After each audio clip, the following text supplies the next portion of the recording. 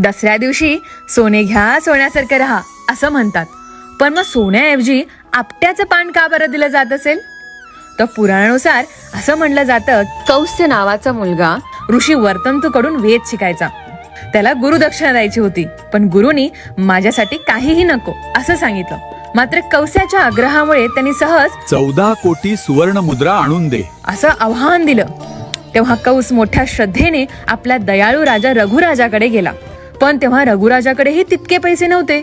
पण प्रत्येक संकटात प्रजेच्या मत्तीला धावून जाणाऱ्या या राजाने कौस्याची मागणी पूर्ण करण्यासाठी साक्षात कुबेर देवांकडे मदत मागितली.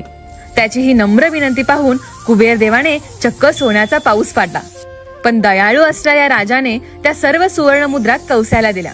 मात्र प्रामाणिक कौस्यानेही जितक्या मुद्रा त्याला गरजेच्या होत्या तितक्याच घेतल्या आणि बाकीचं सोनं आपट्याच्या झाडाखाली ठेवून प्रजेला लुटायला दिलं. तर तोच दिवस होता दसऱ्याचा. आणि तेव्हापासूनच दसऱ्याला आपट्याचं पान सोन्यासारखं मानून एकमेकांना आदराने देण्याची परंपरा सुरू झाली. आजही बऱ्याच ठिकाणी मंदिरात आपट्याच्या झाडाची फांदी ठेवून सोने लुटण्याची प्रथा केली जाते.